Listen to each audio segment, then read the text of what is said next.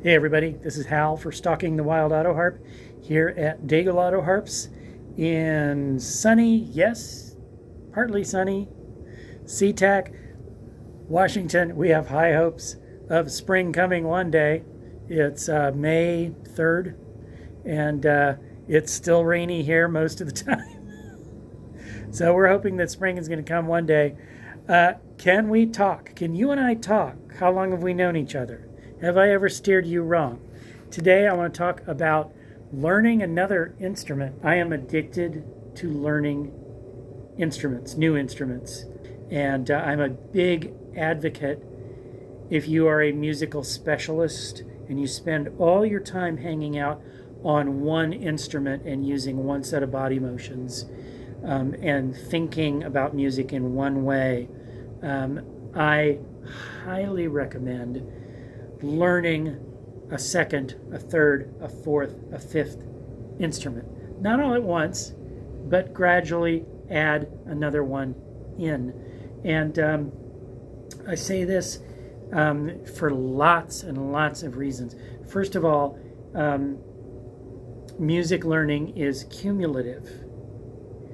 And there is stuff that you're learning. Let's say you're learning the auto harp. That's the focus of this channel. Let's say you're learning the auto harp and you're learning a lot about it. You're really learning two things. You're learning stuff about the auto harp, both technically and mechanically, how to take care of the thing, how to maintain it, how to change the strings, change the felts, etc., repair it. And you're learning the techniques and different ways to play it and pluck it and everything. But you're also learning music, and music is a much broader spectrum thing. And that stuff that you're learning about music actually applies to other instruments, because rhythm is rhythm, whether you're playing it on a drum or an auto harp. And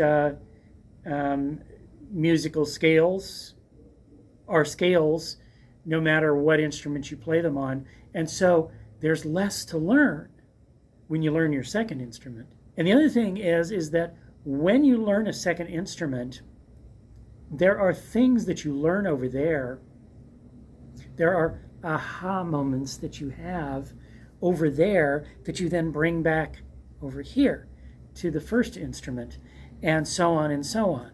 So it's really cool to learn instruments that help you learn something that you're struggling with on the auto harp or whatever your primary instrument is. Let's say, for example, you have rhythm issues. Ever meet anybody who had rhythm issues? Maybe you or you. Maybe if you took up playing a drum. Come on, let me show you the drums. This is, after all, a music store. If you took up playing some kind of lovely drum instrument,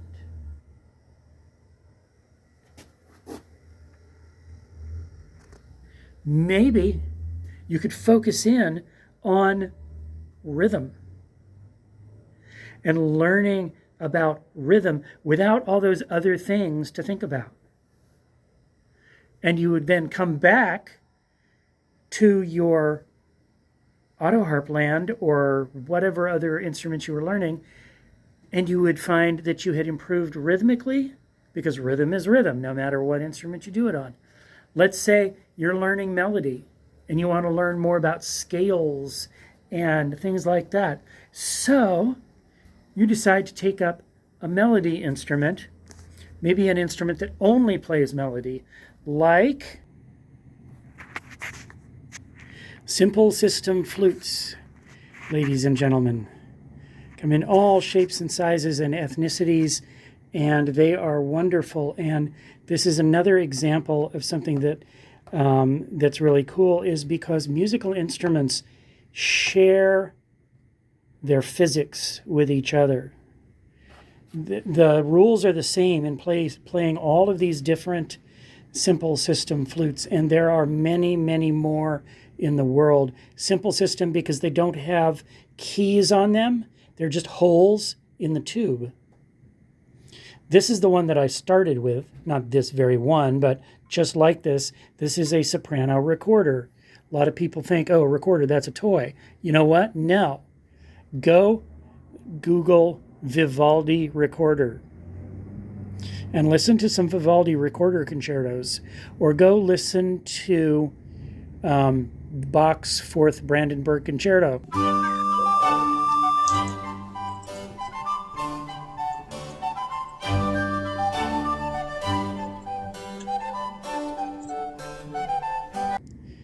This is a solid, real instrument, folks. And yes, it's plastic, but you know what? The pros play plastic ones during practice time to make their very expensive wooden ones last longer. So this is where I started when I was 8 years old playing the flute. I'm going to flip this around. I haven't actually played a soprano recorder in quite some time.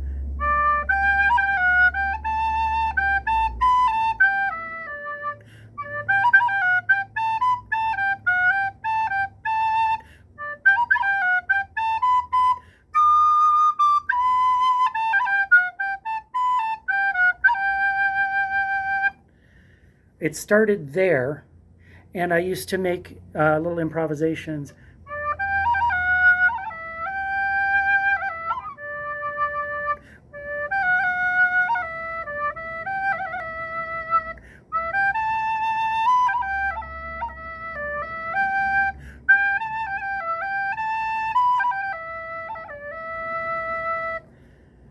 Played that. Like that on big ones and on little ones. They come in all sizes. They're really inexpensive, like $10 for this.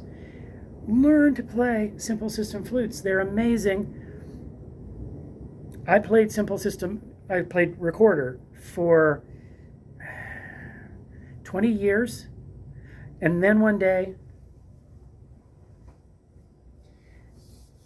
I found one of these in an artisan shop. This is a Native American flute. Oh, look, it's a tube with holes. It had 6 holes, pretty much like the recorder, except it didn't have a thumb hole. And I picked it up, and I could play it instantly.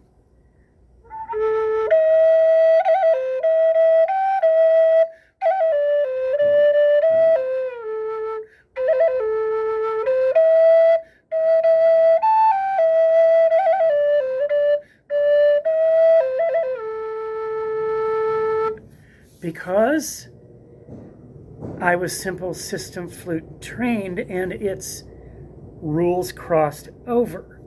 And so I had very little to learn about playing the Native American flute. Some, and then I played these for another 15 years. Then I picked up Irish whistles. Look, flute with 6 holes. Penny whistle, flute with 6 holes. Different scale.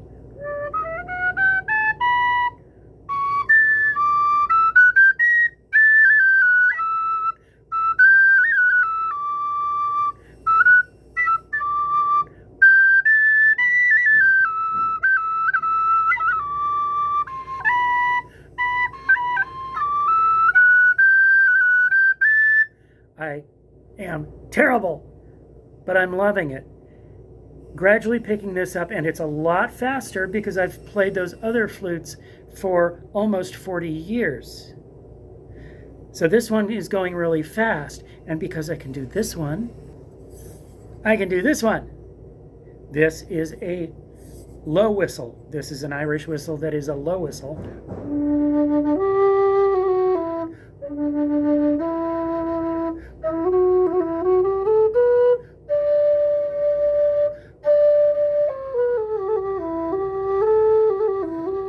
It crosses over. It's a tube with 6 holes. The rules cross over. So it's a lot easier to pick it up. And in doing this, I'm learning all about melody and mode and scales, and that I can take that back to my other instruments. From there, I didn't mean for this to become a simple system flute video, but I'm just in the flute mode. Look, it's a tube with 6 holes. You can't see the holes. There they are. This is a traverse flute. This is an Irish flute. It's exactly the same as the penny whistles and the low whistle. Same key and everything, except you hold it this way. And this one's harder to do. So you learn on the other ones first.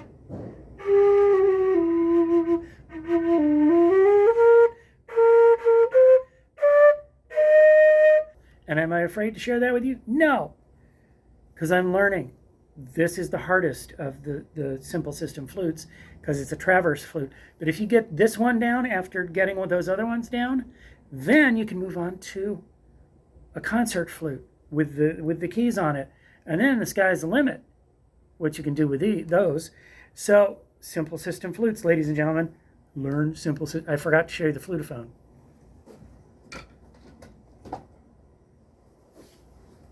One more. The flutophone. I'm not going to take this out because this is something we're selling. But the flutophone. We had these in 4th grade. The flutophone, simple system flute. It's basically a recorder. But it is marketed as the flutophone, has a slightly different tone. And this is taught in grade schools all over the place. That's why people think it's a toy, but it's not a toy. It's a music trainer. And that's what we're talking about. And as a teacher, I'm talking about musical training. Hey, you can learn the ocarina. It starts here with the plastic ones. They are incredible. This is a South American instrument that sounds like the Native American flute, but it's less expensive. This one's like $8.95. And from here you can go. There's beautiful ones that are ceramic and wood, and they have a very cool sort of meditative tone, different than the flute, but it's a melody instrument, and melody crosses back to the auto harp. Okay, let's go on. What about stringed instruments? Stringed instruments. I think the easiest one to start with is something like the ukulele or the dulcimer. I'll take you over here. We'll show you the dulcimers. Boom! Boom, the dulcimers. The cool thing about the dulcimer, I have 2 of these at home myself. The dulcimer is not like a chromatic fretboard. Chromatic fretboard has 1 fret for every half step of the scale. The dulcimer has 1 fret for every whole step and half step, so they are ordered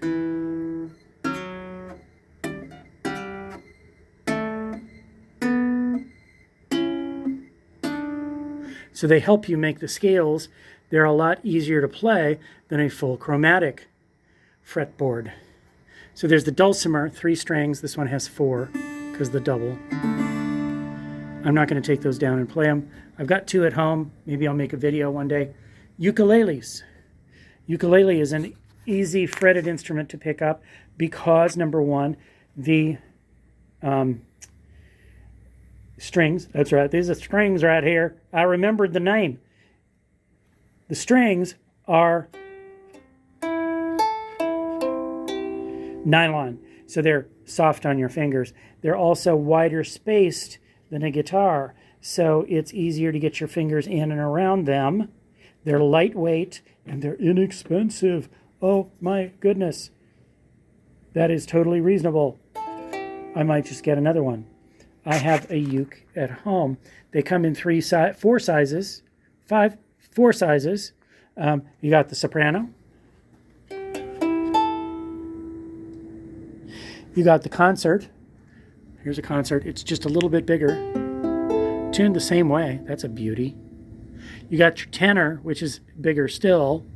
A little out of tune. Tenors are bigger than the concerts by a little bit, as you can see. The larger they are, they're tuned the same, but the larger they are, the more full they sound. And then you got your baritone. Baritone is basically like a tenor guitar. It's tuned to the top strings of the guitar. And by learning that, you learn 4 of your 6 notes on a guitar. It crosses over. And so it's a gateway instrument into the world of fretted instruments. From there, you could go to, like I said, a guitar with steel strings or nylon strings. You could go to a banjo or a mandolin. Now these are like full-on sky's the limit instruments.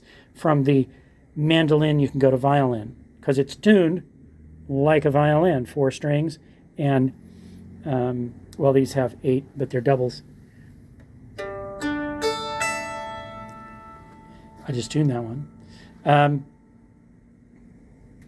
You can learn all kinds of things about playing melody on that instrument, although it's a little harder on your fingers than the uke is. You get the picture. One instrument leads to another, and the skills that you pick up doing one actually cross over. When I started playing the auto harp, I found that a huge amount of my piano skills transferred over to the auto harp. And it would go the other way too. If you started on the auto harp and you wanted to take up a keyboard instrument, a lot of the skills would transfer over. So consider another simple, inexpensive instrument like a flute or a drum or a dulcimer or a ukulele. The ergonomics of playing a second instrument are so beneficial because they give your body a break. They give your body a break, and you get to use your digits and your arms in a different way, in a different posture. Ukes are extremely lightweight. Auto harps are not. Ukes, all that finger pressure that you're putting on the buttons when you're playing the auto harp, you still use some finger pressure, but it's very light pressure. These are incredibly fun and relaxing to play. They have a whole beach vibe to them, man. And you might just enjoy that. They're extremely relaxing. You just play some chords. And then, and here's the big one, sing. Why aren't you singing? Sing, folks. Sing, sing, sing. Even if it's in private where nobody can hear you. I have a whole bunch to say about singing, but I guess I'll save it for next time. Thanks for watching this rather rambling video of Stalking the Wild auto harp that wasn't about auto harps at all, although here they are. They're over here on the shelf. There's always room for another auto harp, right? Okay, I'm Hal Weeks. Thanks, a rousing thank you to my patrons. Thank you, thank you, thank you. I would not be here without you. If you enjoy this programming and you want to see some more, please go over to patreon.com/HalWeeks. Kick in a few bucks to me every month. I would so appreciate it, and it would keep me going, and you would be giving back not just to me, but to the whole community that is learning just like you are from this program. So, I'm Hal Weeks. I want to thank you for watching. Tune in next time. Hit the like button. Subscribe. We'll see you next time on Stalking the Wild Auto Harp.